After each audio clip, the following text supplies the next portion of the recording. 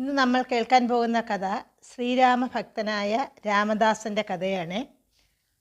അപ്പോൾ ആദ്യമായിട്ട് നിങ്ങൾക്കെല്ലാവർക്കും ഞാൻ നന്ദി പറയുകയാണ്. നിങ്ങളെല്ലാവരും എന്നെ പ്രോത്സാഹിപ്പിക്കുന്നുണ്ട്. അപ്പോൾ വീഡിയോ കാണുന്ന ഒരു 25% പേര് മാത്രമേ സബ്സ്ക്രൈബ് ചെയ്യുന്നുള്ളൂ. അപ്പോൾ കാണുന്നവർ എല്ലാവരും സബ്സ്ക്രൈബ് ചെയ്യുക. അതുപോലെ വീണ്ടും എന്നെ പ്രോത്സാഹിപ്പിക്കുക. അപ്പോൾ നമുക്കിന്ന് ശ്രീരാമഭക്തനായ രാമദാസൻ്റെ കഥ കേൾക്കാം. ഇടയ്ക്കൊന്ന് പറഞ്ഞുകൊള്ളട്ടെ, കഥയിൽ ചോദ്യമില്ല. അപ്പോൾ കഥ കേൾക്കാം. ശ്രീരാമഭക്തനായ രാമദാസൻ്റെ. ഒരു ദിവസം ഗുരുവായ സിദ്ധനെ വിചാരിച്ചപ്പോൾ അദ്ദേഹം വന്നു ശിഷ്യനോട്, നിനക്ക് എന്താണ് വ്യസനമുണ്ടായതെന്ന് ചോദിച്ചു.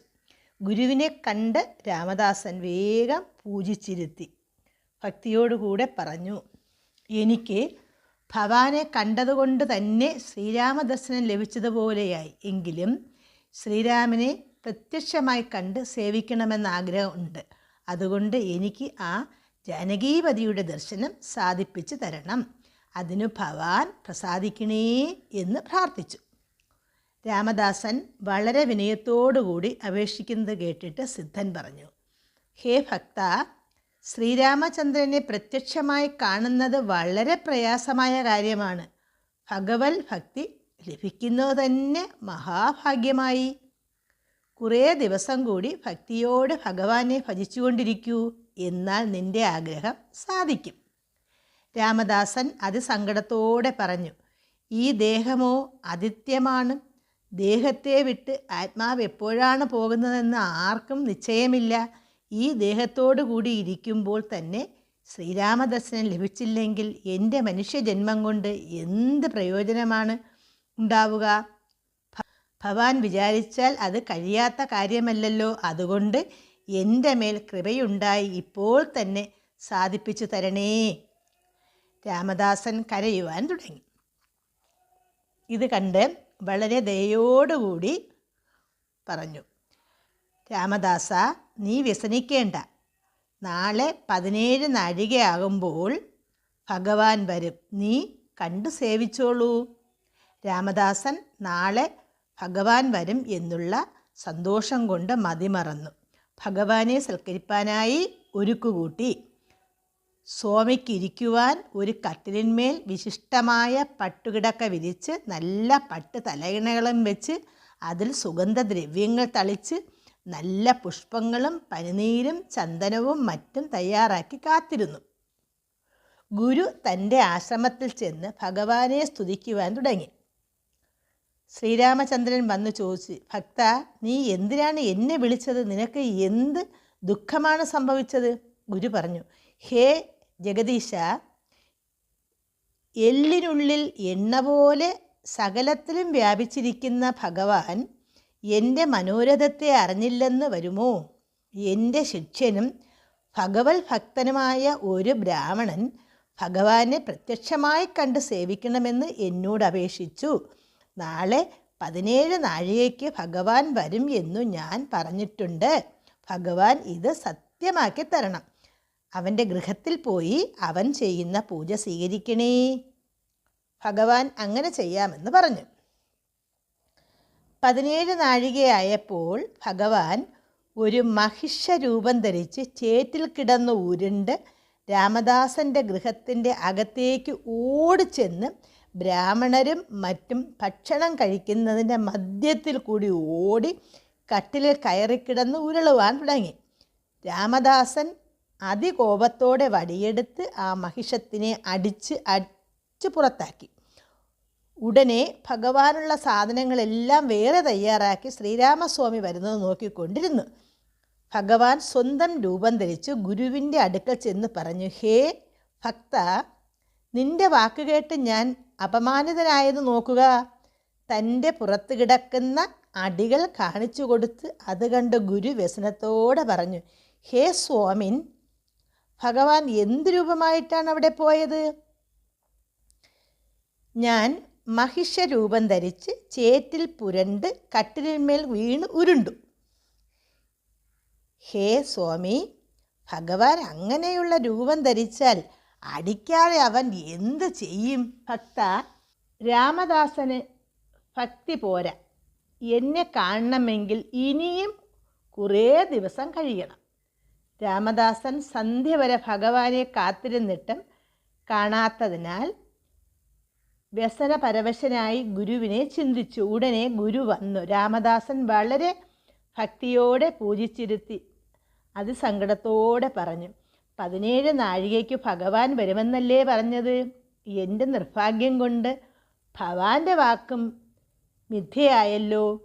സിദ്ധൻ പറഞ്ഞു, മഹിഷരൂപം ധരിച്ച് ഭഗവാൻ വന്നില്ലേ? അപ്പോൾ നീ വടികൊണ്ട് അടിക്കുകയല്ലേ ചെയ്തത്? രാമദാസൻ, ഹാ ജഗദീശ, എന്നെ വഞ്ചിക്കുകയാണോ ചെയ്തത്? ഞാൻ ഇത്ര ബുദ്ധിയില്ലാത്തവനായല്ലോ. എന്നെപ്പോലെ മഹാപാപികൾ ലോകത്തിൽ ആരെങ്കിലുമുണ്ടോ? അവൻ അത് പറഞ്ഞ് കരയാൻ തുടങ്ങി. അപ്പോൾ ഗുരു പറഞ്ഞു, നീ എന്തിനാണ് നിന്നെ തന്നെ നിന്ദിക്കുന്നത്? ശ്രീരാമദർശനത്തിന് നിനക്ക് കാലമായിട്ടില്ല, അതുകൊണ്ടാണ് ഇങ്ങനെ സംഭവിച്ചത്. നീ ബന്ധപ്പെടേണ്ട, ഭക്തിയോടുകൂടി ഭഗവാനെ സേവിക്കുക, അപ്പോൾ സാധിക്കും എന്ന് പറഞ്ഞ് സമാധാനിപ്പിച്ച് ഗുരു പോയി. രാമദാസൻ ശ്രീരാമനെ ഭജിച്ചുകൊണ്ടും ശ്രീരാമഭക്തന്മാർക്ക് ഭക്ഷണവും മറ്റും കൊടുത്തു സേവിച്ചുകൊണ്ടും ദിവസം കഴിച്ചുകൂട്ടിയത്. കുറേ ദിവസം കഴിഞ്ഞപ്പോൾ രാമദാസൻ്റെ അച്ഛൻ സമ്പാദിച്ച സ്വത്ത് തീർന്നു. ഭക്ഷണത്തിന് ബുദ്ധിമുട്ടായി. ഒരു ദിവസം രാമദാസൻ രാത്രി കിടന്നുറങ്ങുമ്പോൾ ശ്രീരാമസ്വാമി സ്വപ്നത്തിൽ പറഞ്ഞു, ഹേ രാമദാസ, നീ വെറുതെ ദുഃഖിക്കേണ്ട.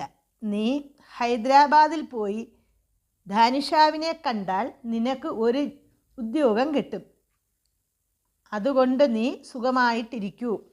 രാമദാസൻ ഉണർന്ന് ആലോചിച്ചു. ത്രൈലോക്യനാഥനായ ശ്രീരാമസ്വാമി എനിക്ക് സ്വപ്നം കാണിച്ചിരിക്കുന്നു. അതുകൊണ്ട് ഞാൻ ഹൈദരാബാദിലേക്ക് പോയി ധാനിഷാദിനെ കാണാം. അമ്മാവന്മാർ അവിടെ ഉണ്ടല്ലോ. രാമദാസൻ പിറ്റേ ദിവസം ഹൈദരാബാദിലേക്ക് പോയി അമ്മാവന്മാരെ കണ്ടു. അവൻ്റെ കഷ്ടാവസ്ഥ പറഞ്ഞു. അവർ രാമദാസനെ രാജ്യസഭയിൽ കൊണ്ടുവന്നു. രാജാവിനോട് കാര്യം പറഞ്ഞു. രാമദാസൻ റാം റാം എന്ന് പറഞ്ഞ് രാജാവിനെ വന്ദിച്ചു. രാമദാസൻ്റെ സുശീലവും വിനയവും കണ്ട് ധാനിഷ സന്തോഷിച്ചു. രാജാവ് മന്ത്രിമാരോട് ചോദിച്ചു, നമ്മുടെ രാജ്യത്തിൽ ഏതെങ്കിലും ഉദ്യോഗം ഒഴിവുണ്ടോ? മന്ത്രിമാർ പറഞ്ഞു, ഈ സംസ്ഥാനത്തിൽ ചേർന്നതായ ഭദ്രാചലത്തിൽ ഒരു തഹസിൽദാരുടെ ഉദ്യോഗം ഒഴിവുണ്ട്. എന്നാൽ രാമദാസനെ ഭദ്രാചലത്തിൽ തഹസിൽദാരായി നിയമിച്ചിരിക്കുന്നു. നീ അവിടെ പോയി ആ ഉദ്യോഗം ന്യായത്തോടെ നടത്തി സർക്കാരിലേക്ക് അടയ്ക്കേണ്ടതായ പണം അതത് ഗഡു തെറ്റാതെ അടച്ച് ക്രമമായിരുന്നാൽ ഇനിയും നിന്റെ മേൽ എനിക്ക് പ്രീതി വർദ്ധിക്കുന്നതാണ് എന്നും പറഞ്ഞ് രാജമുദ്രയും മറ്റും കൊടുത്ത് രാമദാസനെ അയച്ചു. രാമദാസൻ അമ്മാവന്മാരോട് യാത്ര പറഞ്ഞ് യാത്രയായി. എല്ലാം ശ്രീരാമസ്വാമിയുടെ കൃപയാണെന്ന് വിചാരിച്ച് ഭഗവത് ധാന്യത്തോടുകൂടി ഭദ്രാചലത്തിലേക്ക് പുറപ്പെട്ടു. ഗൗതമി നദിയിൽ എത്തി സ്നാനാനുഷ്ഠാനങ്ങൾ ചെയ്ത് ഭദ്രാചല ശിഖരം കണ്ട് ഭക്തിപരവശനായി ഭൂമിയിൽ വീണ് നമസ്കരിച്ച് എഴുന്നേറ്റ് പർവ്വതത്തിൻ്റെ മുകളിൽ കയറി സീതാലക്ഷ്മണ സമേതനായ ശ്രീരാമസ്വാമി മൂർത്തിയെ കണ്ട് വന്ദിച്ചു. കച്ചേരിയിൽ പോയി ഉദ്യോഗം ഏറ്റുവാങ്ങി പ്രവൃത്തി നോക്കുവാൻ തുടങ്ങി. രാമദാസൻ ദിവസവും ഭദ്രാചലത്തിൽ കയറി ശ്രീരാമചന്ദ്രനെ സേവിച്ച് സന്തോഷജ്ഞനായി അധിധർമ്മത്തോടും ന്യായപ്രകാരവും പ്രവർത്തിച്ചുകൊണ്ട് സർക്കാരിലേക്ക് അടയ്ക്കേണ്ട പണം എല്ലാ താലൂക്കുകളിൽ നിന്നും വരുന്നതിന് 4 ദിവസം മുമ്പ് ഭദ്രാചലത്തിലെ പണം അടയ്ക്കും. ഇത് ധനീഷാവിന് സന്തോഷമുണ്ടാക്കി. രാമദാസൻ ഒരു ദിവസം ഭദ്രാചലത്തിൽ പോയ സമയം ശ്രീരാമചന്ദ്രസ്വാമിയുടെയും സീതാലക്ഷ്മണന്മാരുടെയും വിഗ്രഹങ്ങളും വാഹനങ്ങളും മണ്ഡപങ്ങളും മറ്റും ഉടഞ്ഞു കിടക്കുന്നത് കണ്ടു. അതിനെ വ്യസനത്തോടുകൂടി വിചാരിച്ചു, ഈ ദിവ്യക്ഷേത്രം ജീർണമായിരിക്കുന്നു.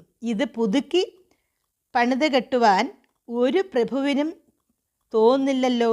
ജനങ്ങൾക്ക് ഇത്ര ഭക്തിയില്ലാതെ പോയല്ലോ. ശ്രേഷ്ഠമായ മനുഷ്യജന്മം ലഭിച്ചിട്ട് അവസാനം എന്താണ് കൊണ്ടുപോകുന്നത്?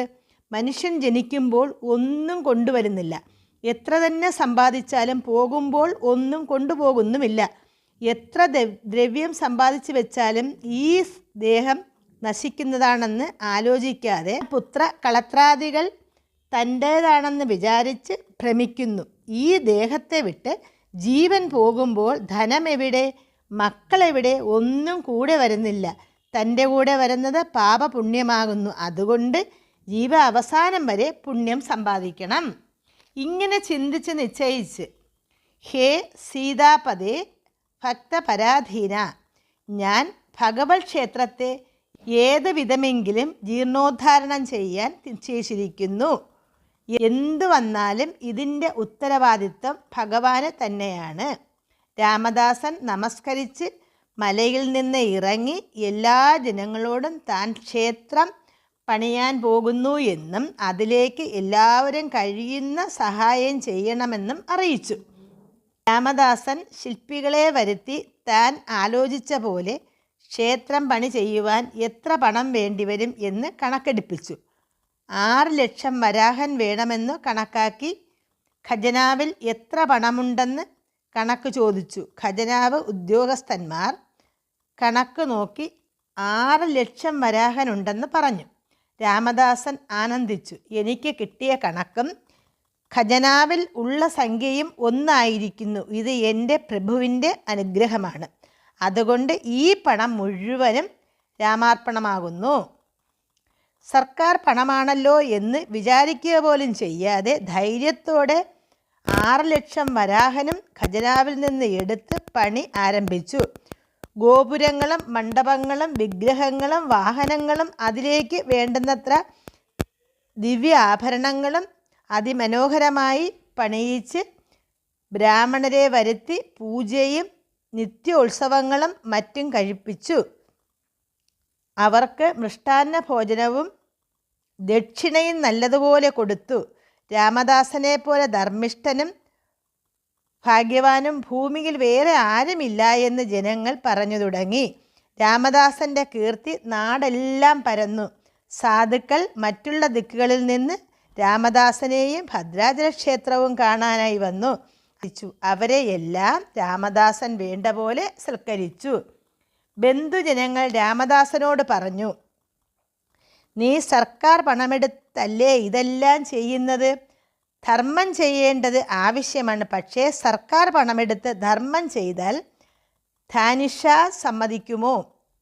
ഇതുകൊണ്ട് നിനക്ക് എന്തെല്ലാം ആപത്ത് വരുമെന്ന് ആരറിഞ്ഞു? അപ്പോൾ സഹായിക്കുവാൻ ആരുണ്ടാകും? രാമദാസൻ പറഞ്ഞു, ഹേ ബന്ധുക്കളെ, നിങ്ങൾ പേടിക്കേണ്ട. സർക്കാർ പണമെടുത്ത് ഞാൻ സ്വന്തം ചെലവ് ഒന്നും ചെയ്തിട്ടില്ല. ശ്രീരാമ അർപ്പണമായിട്ടുള്ളതാണ് ചെലവ് ചെയ്തത്. ഭക്തന്മാരെ രക്ഷിക്കുന്നതാണ് എൻ്റെ വ്രതം. നിങ്ങൾ വ്യസനിക്കേണ്ട. രാമദാസൻ താൻ പുതുതായി പണിത ക്ഷേത്രവും വിഗ്രഹങ്ങളും കണ്ട് തൻ്റെ മനോരഥം സഫലമായതിനാൽ പരമാനന്ദഭരിതനായി ശ്രീരാമസ്വാമിയെ ധ്യാനിച്ചു കൊണ്ടിരുന്നു. എല്ലാ താലൂക്കുകളിലെയും പണം വന്നു കഴിഞ്ഞു. ഭദ്രാചലത്തിലെ പണം ഇനിയും വന്നിട്ടില്ല. രാമദാസൻ്റെ അമ്മാവന്മാർ കാര്യമറിഞ്ഞു. അവർ പണം അയക്കാത്തതിൻ്റെ കാരണം എന്താണെന്ന് അറിവാനായി ഒരു ശിപായിയെ ഭദ്രാചലത്തിലേക്ക് അയച്ചു.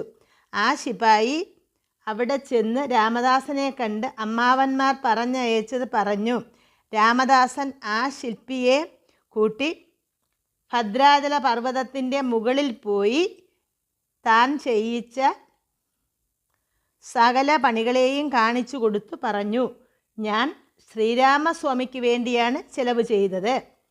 മഹാത്മാവെ, ഭവാൻ ചെയ്തത് വളരെ ശ്ലാഘ്യമായ കാര്യം തന്നെ. ഇങ്ങനെ ചെയ്യാൻ ഉത്തമ പുരുഷന്മാർക്കേ തോന്നുകയുള്ളൂ. പക്ഷേ സർക്കാർ പണമെടുത്ത് ചെയ്തതുകൊണ്ട് ഭവാന് വലിയ ആപത്തുണ്ടാവും. ഭക്ത രക്ഷകനായിരിക്കുന്ന ശ്രീരാമസ്വാമി ഉള്ളപ്പോൾ എനിക്ക് എങ്ങനെ ആപത്തുണ്ടാവും? നിങ്ങളാരും ഇതുകൊണ്ട് ഭയപ്പെടേണ്ട. ശിപായി മന്ത്രിമാരോട് വൃത്താന്തം പറഞ്ഞു. അത് കേട്ട് അവർ വളരെ വ്യസനിച്ചു. രാമദാസൻ ആപത്ത് വലിച്ചു വച്ചിരിക്കുന്നു. ഇനി എന്തെല്ലാമാണ് വരാൻ പോകുന്നതെന്ന് ദൈവത്തിന് തന്നെ അറിയാം. ഒരു ദിവസം ധനീഷ സഭയിൽ വന്ന് ഹജ്ജൂർ ഉദ്യോഗസ്ഥന്മാരോട് ചോദിച്ചു, എല്ലാ താലൂക്കുകളിലെയും പണം വന്നു കഴിഞ്ഞോ? ഭദ്രാചലം താലൂക്കിലെ ഒഴികെ മറ്റെല്ലായിടത്തും പണം വന്നിരിക്കുന്നു. എന്ത് കാരണമാണ് ഭദ്രാചലത്തിലെ പണം വരാത്തത്? ഉദ്യോഗസ്ഥർ പറഞ്ഞു, ഭദ്രാചലത്തിലുള്ള ശ്രീരാമക്ഷേത്രം അതിവിശേഷമായി പണിയിപ്പിക്കുകയും വളരെ ആഭരണങ്ങൾ ഉണ്ടാക്കുകയും വരുന്ന ബ്രാഹ്മണർക്കും സാധുക്കൾക്കും ഭക്ഷണവും മറ്റും വേണ്ടുന്നതെല്ലാം കൊടുക്കുകയും ചെയ്തു വരുന്നു. അതിനാൽ സർക്കാർ പണമെല്ലാം ചിലവായിപ്പോയി. രാമദാസന് സർക്കാർ പണമാണെന്നുള്ള വിചാരം ലവലേശം പോലും ഇല്ല. അവൻ അത് ധൈര്യത്തോടെ എടുത്ത് പണമെല്ലാം ചിലവ് ചെയ്തു. അവനെ വേഗം വരുത്തി ഇതിൻ്റെ സമാധാനം ചോദിക്കേണ്ടതുണ്ട്. ഇത് കേട്ട് ധാനിഷ 2 ശിപ്പായികളെ വിളിച്ചു പറഞ്ഞു, നിങ്ങൾ വേഗം ഭദ്രാചലത്തിൽ പോയി ഈ കൽപ്പന രാമദാസന് കാണിച്ച് 6 ലക്ഷം വരാഹൻ തന്നാൽ വാങ്ങിക്കൊണ്ട് വരിക. ഇല്ലെങ്കിൽ സകല ജനങ്ങളും കാണെ അവനെ പിടിച്ചു കെട്ടിക്കൊണ്ട് വരുവിൻ. ശിപ്പായികൾ ഭദ്രാചലത്തിലേക്ക് വേഗം പോയി രാമദാസനെ കണ്ട് അതിനിഷ്ഠൂരമായി പറഞ്ഞു, ഹേ രാമദാസ, 6 ലക്ഷം വരാഹനുണ്ടെങ്കിൽ വേഗം തരിക, അല്ലെങ്കിൽ ഞങ്ങളുടെ കൂടെ വരികയോ ചെയ്യണമെന്നാണ് നവാബിൻ്റെ കൽപ്പന. നിനക്ക് മാനം വേണമെങ്കിൽ ഞങ്ങൾ പരപ്രകാരം ചെയ്യുക, ഇല്ലെങ്കിൽ ഞങ്ങളുടെ കയ്യിൽ ചാട്ടയുണ്ട്, ഇത് നോക്കൂ. അത് കണ്ട് രാമദാസൻ പറഞ്ഞു, ഹേ രാമചന്ദ്ര എന്ന് പറഞ്ഞ് തൻ്റെ ശിപായിമാരെ വിളിച്ചു ഒരു പല്ലക്ക് കൊണ്ടുവരുവാൻ പറഞ്ഞു. നവാബിൻ്റെ ശിപായിമാർ പറഞ്ഞു, സർക്കാർ പണം മുഴുവനും തന്നാൽ പല്ലക്കിൽ കയറാം, അല്ലെങ്കിൽ ഞങ്ങളുടെ കൂടെ കാൽനടയായി വരണം. എന്നാൽ നിങ്ങളുടെ ഇഷ്ടം പോലെ തന്നെ ആവാം. ശിപായിമാരുടെ കൂടെ നടക്കുന്ന വഴിയിൽ മനസ്സിലാലോചിച്ചു, സർവലോക ശരണ്യനായ ശ്രീരാമസ്വാമിയുടെ ചിത്തം ഏത് വിധമാണ്?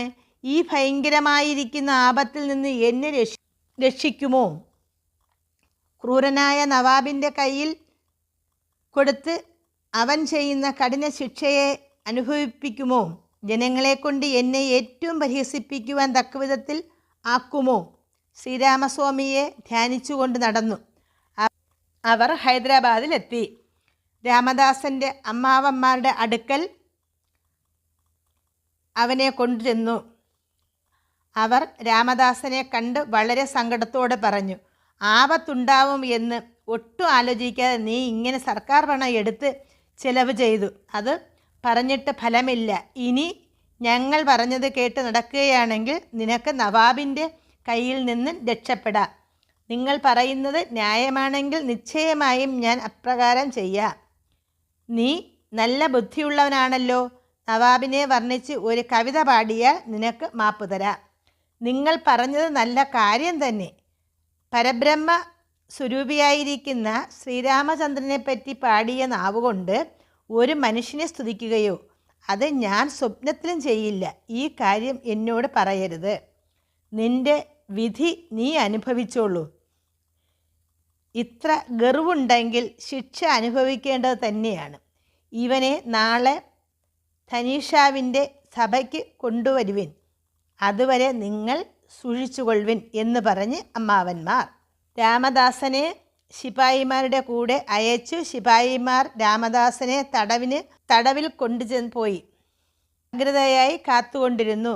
രാമദാസൻ ശ്രീരാമസ്വാമിയെ സ്തുതിച്ചും പ്രാർത്ഥിച്ചും രാത്രി കഴിച്ചുകൂട്ടി. പിറ്റേ ദിവസം രാമദാസനെ സഭയിലേക്ക് കൂട്ടിക്കൊണ്ടുപോയി. രാമദാസൻ ധനീഷാവിനെ കണ്ട് വളരെ വിനയത്തോടെ സലാം ചെയ്തു. ധനീഷ കോപത്തോടെ ചോദിച്ചു, ഹേ രാമദാസ, നീ ഞാൻ പറഞ്ഞയച്ച വാക്കുകൾ മറന്നില്ലേ? എൻ്റെ കൽപ്പന അതിക്രമിച്ചുകൊണ്ട് നീ ഇപ്പോൾ തടവുകാരനായില്ലേ? അത് നിൻ്റെ ദുർഗുണം കൊണ്ടല്ലേ? സർക്കാരിലേക്ക് അടയ്ക്കേണ്ട പണം അടയ്ക്കാത്തതുകൊണ്ട് നിൻ്റെ ഉദ്യോഗവും കളഞ്ഞല്ലോ. നീ എന്നെ അല്പമെങ്കിലും ബഹുമാനിച്ചുവോ? അതെല്ലാം ഇരിക്കട്ടെ, സർക്കാരിലേക്ക് അടയ്ക്കേണ്ട പണം ഇനിയെങ്കിലും അടച്ചാൽ നിന്നെ വിടാം. രാമദാസൻ പറഞ്ഞു, ഹേ ധനുഷ പ്രഭു, ഞാൻ ദേഹമതം കൊണ്ട് ദുഷ്കാര്യങ്ങൾ ഒന്നും ചെയ്തിട്ടില്ല. പിന്നെ എൻ്റെ ഭാര്യാപുത്രന്മാർക്ക് വേണ്ടിയും ചിലവ് ചെയ്തില്ല. താങ്കളുടെ കീർത്തി ലോകത്തിലെങ്ങും പരക്കത്തക്കവണ്ണം ശുഭകാര്യം ചെയ്തതല്ലാതെ ദുർവിഷയമായി താങ്കളുടെ പണം ചിലവ് ചെയ്തില്ല. ഹേ രാമദാസ, അവനവൻ സമ്പാദിച്ച ദ്രവ്യം കൊണ്ട് ധർമ്മം ചെയ്താൽ ഗുണവും കീർത്തിയും ഉണ്ടാവുമെന്നല്ലാതെ അന്യൻ്റെ ദ്രവ്യം എടുത്ത് ധർമ്മം ചെയ്താൽ അതുകൊണ്ട് ഗുണം ഉണ്ടാവുമെന്ന് ഏത് വിദ്വാനാണ് തന്നോട് പറഞ്ഞത്? പ്രഭോ, ഞാൻ ഈ സഭയിലും എല്ലാവരും കേൾക്കെ പറയുന്നു, എനിക്ക് താങ്കൾ തന്ന തഹസീൽ ഉദ്യോഗത്തെ ന്യായപ്രകാരം നടത്തി കൊണ്ടിരിക്കുമ്പോൾ ജഗദീശനായ ശ്രീരാമചന്ദ്ര സ്വാമിയുടെ ക്ഷേത്രം കെട്ടിച്ചു. അത് താങ്കളുടെ ആളായിട്ടാണ് ഞാൻ ചെയ്തത്. അതുകൊണ്ട് അത് താങ്കളുടെ ധർമ്മമാണ്, എൻ്റേതല്ല. ധാനിഷ കുറേ നേരം ആലോചിച്ചിട്ട് പറഞ്ഞു, ഞാൻ ഈ രാമദാസന് ഒരാഴ്ച ഇട കൊടുത്തിരിക്കുന്നു. അതിനകം പണമെല്ലാം ഇവൻ അടയ്ക്കട്ടെ. അതുവരെ ഇവനെ തടവിൽ സൂക്ഷിച്ചുകൊള്ളുവിൻ. ഇത് കേട്ട് ശിപായിമാർ രാമദാസനെ പിടിച്ചു കൈയിലും കാലിലും ചങ്ങല വെച്ച് തടവ് മുറിയിൽ കൊണ്ടുപോയിട്ടു വളരെ ജാഗ്രതയോടെ കാത്തുകൊണ്ടിരുന്നു. രാമദാസൻ ഈ കഠിന ശിക്ഷയിൽ അകപ്പെട്ടുവല്ലോ എന്ന് വിചാരിച്ച് വളരെ വ്യസനത്തോടെ ഭക്തവത്സലനായ ശ്രീരാമസ്വാമിയെ ധ്യാനിച്ചു പറഞ്ഞു, ഹേ ജഗദീശ, ഇത് എന്ത് കർമ്മമാണ്? ദിനംതോറും ഭദ്രാചല ക്ഷേത്രത്തിൽ നടന്നു വരുന്ന കാലുകളിലും ഭക്ത രക്ഷകനായ ശ്രീ ഭദ്രാചല രാമമൂർത്തിയെ പൂജിക്കുന്ന കൈകളിലും ചങ്ങല വെപ്പിച്ചത് കൃപാനിധിയായ ഭഗവാന്റെ ഭക്തവാത്സല്യം ഇങ്ങനെയാണോ? ഞാൻ കേട്ടിട്ടുള്ളത് ഇങ്ങനെ അല്ലല്ലോ. 8 ദിവസം കഴിഞ്ഞപ്പോൾ ധാനിഷ രാമദാസൻ എന്തു ചെയ്യുന്നു എന്ന് അന്വേഷിച്ചു. അപ്പോൾ ശിപായിമാർ പറഞ്ഞു, ഹേ പ്രഭു, രാമദാസൻ രാമാ രാമ എന്ന് പറഞ്ഞുകൊണ്ട് നിർവികാരനായി ഇരിക്കുന്നു. പണം അടയ്ക്കേണ്ട വിവരം യാതൊന്നും അവനില്ല. ധാനിഷ പറഞ്ഞു, അവന് ഭക്ഷണത്തിന് നാഴി അരിയും നാഴി ഉപ്പും കൂട്ടിക്കലർത്തി കൊടുക്കുവിൻ. അത് അവൻ എന്തു ചെയ്യുമെന്ന് അറിയുവിൻ. ശിപായിമാർ നവാബിൻ്റെ കൽപ്പന പ്രകാരം ചെയ്തു. രാമദാസൻ അത് വാങ്ങിവെച്ച് ശ്രീരാമചന്ദ്രന് നിവേദിച്ച് ഭക്ഷണം കഴിച്ചു. അപ്പോൾ അത് വളരെ സ്വാദുള്ളതായി തീർന്നു.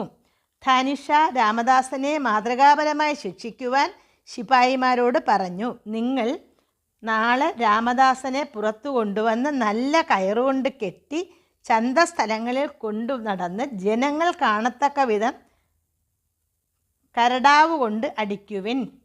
ശിപായിമാർ രാമദാസനെ പിടിച്ചുകെട്ടി ജനങ്ങൾ കൂടുന്ന സ്ഥലങ്ങളിൽ കൊണ്ടുപോയി അടിക്കുവാൻ തുടങ്ങി. അപ്പോൾ രാമദാസൻ ശ്രീരാമനെ ധ്യാനിച്ചു.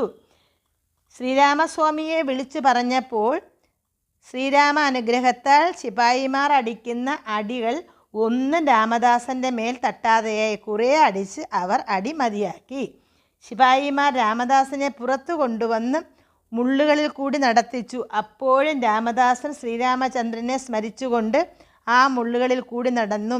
അവന് ഉപദ്രവം ഒന്നും ഉണ്ടായില്ല. രാമദാസന് ഇങ്ങനെ പല ശിക്ഷകളും ലഭിച്ച് രാമദാസൻ ശ്രീരാമനെ ധ്യാനിച്ചു കൊണ്ടിരുന്നു. ധാനിഷ പലവിധ ഉപദ്രവവും ചെയ്തു. രാമദാസൻ ക്ഷമയോടെ അനുഭവിച്ചു ശ്രീരാമ സ്മരണയോടെ ഇരുന്നു. 1-2 ദിവസമല്ല, 12 സംവത്സരം കഴിഞ്ഞു. അപ്പോൾ രാമദാസൻ ആലോചിച്ചു, എൻ്റെ പിതാവായ ശ്രീരാമസ്വാമി എൻ്റെ ദുഷ്ടത കളയുവാൻ എന്നെ ശിക്ഷിച്ചതായിരിക്കും. എന്നാൽ അച്ഛനേക്കാൾ ദയ അമ്മയ്ക്ക് എന്നാണല്ലോ ലോകശ്രുതി. അതുകൊണ്ട് എൻ്റെ അമ്മയായ ജാനകീദേവിയോട് എൻ്റെ സങ്കടങ്ങൾ പറയാം. രാമദാസൻ സമാധിയിൽ ഇരിക്കുമ്പോൾ ഭദ്രാചലത്തിൽ ശ്രീ ജാനകീദേവി ശ്രീരാമസ്വാമിയോട് പറഞ്ഞു, ഭക്തനായ രാമദാസൻ വളരെ കാലമായല്ലോ ഭഗവാനെ വിളിച്ച് മുറവിളി കൂട്ടുന്നു. ഇനിയും അവനെ രക്ഷിക്കാതിരുന്നാൽ അപവാദം വന്നു ചേരും. അതുകൊണ്ട് ഇപ്പോൾ തന്നെ പോയി അവനെ രക്ഷിക്കണം. ശ്രീരാമൻ എന്നാൽ അങ്ങനെയാവട്ടെ എന്ന് പറഞ്ഞ് ലക്ഷ്മണനെ വിളിച്ച് രാമദാസനെ രക്ഷിക്കേണ്ടത് എങ്ങനെയെന്ന് ആലോചിച്ചു. രാമദാസൻ കൊടുക്കേണ്ട പണം നവാബിന് കൊടുത്ത് രസീത് വാങ്ങുന്നത് തന്നെയാണ് നല്ലതെന്ന് നിശ്ചയിച്ച് അവർ രണ്ടുപേരും കൂടി സാധാരണ മനുഷ്യവേഷം ധരിച്ച് 6 ലക്ഷം വരാഹനും എടുത്ത് നവാബിൻ്റെ രാജധാനിയിലേക്ക് ആ രാത്രിയിൽ തന്നെ പുറപ്പെട്ടു. ശ്രീരാമലക്ഷ്മണന്മാർ അർദ്ധരാത്രിയിൽ ധാനിഷ കിടക്കുന്ന മുറിയുടെ വാതിൽക്കൽ തട്ടി വിളിച്ചു. അത് കേട്ട് ധാനിഷ എഴുന്നേറ്റ് വാതിൽ തുറന്ന് ധനുർബാണധരന്മാരായിരിക്കുന്ന ആ വീര പുരുഷന്മാരെ കണ്ട് അവരുടെ മായ കൊണ്ട് ഒന്നും അറിയാത്തവനെ പോലെ നിന്നു. പിന്നെ കുറച്ച് നേരം കഴിഞ്ഞപ്പോൾ ധാനിഷ അവരോട് ചോദിച്ചു, ഹേ ദിവ്യ പുരുഷന്മാരെ, നിങ്ങൾ ഏത് ദിക്കുകാരാണ്? ശ്രീരാമൻ പറഞ്ഞു, ഹേ ധാനിഷ പ്രഭോ, ഞങ്ങളുടെ ദേശം ഗോദാവരി നദിക്ക് സമീപമുള്ള ഭദ്രാചല ക്ഷേത്രമാണ്. നിങ്ങൾ ആരുടെ ആൾക്കാരാണ്? ആരാണ് നിങ്ങളെ ഇങ്ങോട്ട് അയച്ചത്? ഞങ്ങൾ രാമദാസൻ്റെ ആൾക്കാരാണ്. രാമദാസൻ അയച്ചിട്ടാണ് ഞങ്ങൾ ഇവിടെ വന്നത്. രാമദാസൻ തരാനുള്ള പണം കൊണ്ടുവന്നിരിക്കുന്നു. ധാനിഷ രസീത് എഴുതി മുദ്രയും വെച്ച് ശ്രീരാമൻ്റെ കയ്യിൽ കൊടുത്തു. ശ്രീരാമൻ തല നിവർത്താതെ തന്നെ ആ രസീത് വാങ്ങി മറഞ്ഞു കളഞ്ഞു. രസീത് ഇപ്പോൾ തന്നെ ഭക്തന് കൊടുക്കാനെന്ന് കരുതി രാമദാസൻ്റെ അടുത്തേക്ക് ചെന്നു. മന്ത്രിമാർ തടവ് മുറിയിൽ പോയി രാമദാസൻ്റെ ചങ്ങല അറുത്തു നല്ലവണ്ണം കുളിപ്പിച്ച് നല്ല വസ്ത്രങ്ങൾ ഉടുപ്പിച്ച് നല്ല പുഷ്പമാല കഴുത്തിൽ ഇട്ട് പല്ലക്കൽ കയറ്റി വാദ്യഘോഷങ്ങളോടുകൂടെ ധാനിഷാവിൻ്റെ സഭയിലേക്ക് കൊണ്ടുപോയി. രാജാവ് പറഞ്ഞു, ഹേ രാമദാസ, താങ്കൾ ഏറ്റവും ഉത്തമ പുരുഷൻ തന്നെ. താങ്കൾക്ക് വേണ്ടി ശ്രീരാമ ലക്ഷ്മണന്മാർ തന്നെ 6 ലക്ഷം വരാഹൻ കൊണ്ടുവന്നു. രാമദാസൻ ആ 6 ലക്ഷം വരാഹനും രാജാവിന് കൊടുത്തു. അത് വാങ്ങി രാമദാസൻ ഭദ്രാചലത്തേക്ക് പുറപ്പെട്ടു. വഴിയിൽ ദൂരത്തുനിന്ന് ഭദ്രാചല ശിഖരം കണ്ടു കൂടെയുള്ള ജനങ്ങളെ എല്ലാം വിളിച്ചു പറഞ്ഞു, ഹോ സാധുക്കളെ, അതാ ഭദ്രാചല ശിഖരം കാണുന്നു, നമസ്കരിക്കുവിൻ, ഇതാണ് കലിയുഗ വൈകുണ്ഠം. രാമദാസൻ ഗൗതമി നദിയിൽ ഇറങ്ങി കുളിച്ച് നിത്യകർമ്മങ്ങളെല്ലാം കഴിച്ച് ധാനിഷ കൊടുത്ത സകല ദ്രവ്യങ്ങളും കൊണ്ട് ഭദ്രാചല ക്ഷേത്രത്തിൽ ചെന്ന് ശ്രീരാമസ്വാമിയുടെ മുമ്പിൽ സകലത് അർപ്പണവും ചെയ്തു ശ്രീരാമമൂർത്തിയും സീതാലക്ഷ്മണന്മാരെയും വിശേഷ വസ്ത്രങ്ങൾ ആഭരണങ്ങൾ അലങ്കരിച്ച് അഭിഷേകം നിവേദ്യം മുതലായവയെല്ലാം ചെയ്തു. കുറേ കാലം കഴിഞ്ഞപ്പോൾ രാമദാസന് കാലിൽ ഒരു വ്യാധി ഉണ്ടായി. അത് നിമിത്തം ഭദ്രാചല ക്ഷേത്രത്തിൽ പോയി ശ്രീരാമമൂർത്തിയെ ദർശിക്കാൻ സാധിക്കാതെയായി. രാമദാസൻ മനസ്സിൽ വളരെ സങ്കടമുണ്ടായി. ഇടവിടാതെ ശ്രീരാമസ്വാമിയെ സ്മരിച്ചുകൊണ്ടിരുന്നു. അപ്പോൾ രാമദാസൻ്റെ ബന്ധുക്കളെല്ലാം വന്ന് രാമദാസനോട് പറഞ്ഞു, കാലിന്മേലുള്ള വ്യാധിക്ക് ഔഷധം വല്ലതും ചെയ്യേണ്ടതാണ്, അല്ലെങ്കിൽ വളരെ സങ്കടം അനുഭവിക്കേണ്ടി വരും. എനിക്ക് യാതൊരു ഔഷധവും വേണ്ട. ശ്രീരാമനാമം ജപിച്ചുകൊണ്ടും ശ്രീരാമസ്വാമിയെ തന്നെ സ്തുതിച്ചുകൊണ്ടും ഇരുന്നു. രാമദാസന് ദിവസം തോറും വ്യാധി വർദ്ധിച്ചു വന്നു. അവസാനം ഒരു ദിവസം ഈ ശരീരം ഇനി ഉപേക്ഷിക്കുന്നതാണ് നല്ലതെന്ന് രാമദാസന് തോന്നി. വളരെ വൈരാഗ്യ ചിത്തത്തോടെ ഇരുന്ന് ആലോചിച്ചു, ഈ മനുഷ്യജന്മം ജനിച്ച് എത്ര കാലം ജീവിച്ചിരുന്നാലും എന്ത് പ്രയോജനമാണ്? ഞാൻ ജനിച്ചതിൽ പിന്നെ എന്തെല്ലാം ആപത്തുകൾ അനുഭവിച്ചു. ഈ ദേഹത്തെ ചുമന്നുകൊണ്ട് എന്തെല്ലാം കഷ്ടതകൾ അനുഭവിച്ചു. ശ്രീരാമദർശനം ഒരു പ്രാവശ്യമെങ്കിലും സിദ്ധിച്ചതുമില്ല. ഇനി ഇതിനു വേണ്ടി യത്നിക്കുവാൻ ദേഹത്തിന് ശക്തിയുമില്ല. ശക്തിയുള്ളപ്പോൾ രാമദർശനത്തിന് സാധിക്കാതെ വെറുതെ കാലം കഴിച്ചു. ഇപ്പോൾ ശ്രീരാമസ്വാമിയുടെ ദാസനായി. ഇനിയെങ്കിലും ശ്രീരാമസ്വാമി അനുഗ്രഹിച്ച് ഈ ജനന മരണമാകുന്ന സമുദ്രത്തിൽ നിന്ന് കരകയറണേ. ശ്രീരാമചന്ദ്ര, ഇനി എന്നെ സങ്കടപ്പെടുത്തരുതേ. രാമദാസൻ്റെ ഹൃദയം തുടിച്ചു. അയാൾ ഭാര്യയെ വിളിച്ചു. എനിക്ക് കുറച്ച് പണിയുണ്ട്, അത് കഴിഞ്ഞ് വേഗം വരാം. ഭാര്യ പറഞ്ഞു, നിനക്ക് അത്രയേ ഭാഗ്യമുള്ളൂ. ഭഗവാൻ വന്ന് രാമദാസനെ വിളിക്കുന്നതായി അയാൾ കണ്ടു. പെട്ടെന്ന് അയാൾ രാമാ എന്ന് വിളിച്ച് മുന്നോട്ട് നടന്നു. ദേഹം അവിടെ തന്നെ വീണു. ഒരു പ്രകാശം ഉയരുന്നതായി അടുത്ത് നിന്നവർ കണ്ടു. രാമദാസൻ്റെ ഭാര്യ ഓടി വന്ന് അവൾ ഭൂമിയിൽ വീണ് കരയുവാൻ തുടങ്ങി. ഹാ, ഞാൻ വളരെ കാലമായി ഈ മഹാത്മാവിനെ സേവിച്ചിരുന്നിട്ടും എൻ്റെ നിർഭാഗ്യദശ എന്നെ വിട്ടില്ലല്ലോ. ഇനി ഞാൻ അരനിമിഷമെങ്കിലും ഭൂമിയിൽ ഇരിക്കുന്നതല്ല. ഭദ്രാചല ക്ഷേത്രത്തിൽ ശ്രീരാമസ്വാമിയുടെ മുന്നിൽ ചെന്ന് സാഷ്ടാംഗമായി അവൾ വീണു കിടന്നു. അവളുടെ ദൃഢവ്രതം അറിഞ്ഞ് ശ്രീരാമസ്വാമി അശരീരിയായി അവളോട് പറഞ്ഞു, നീ വേഗം വൈകപദത്തിലെത്തും. ഈ ക്ഷേത്രത്തിൽ വേണ്ട കാര്യങ്ങളെല്ലാം നടത്തുവാൻ നിന്റെ പുത്രൻ പ്രാപ്തനാകുന്നതുവരെ നീ ഈ ക്ഷേത്രത്തെ തന്നെ സേവിച്ചു കൊണ്ടിരിക്കുക. അവൾ അങ്ങനെ ചെയ്തു. അവസാനം വിഷ്ണുപദം പ്രാപിച്ചു. നമസ്കാരം.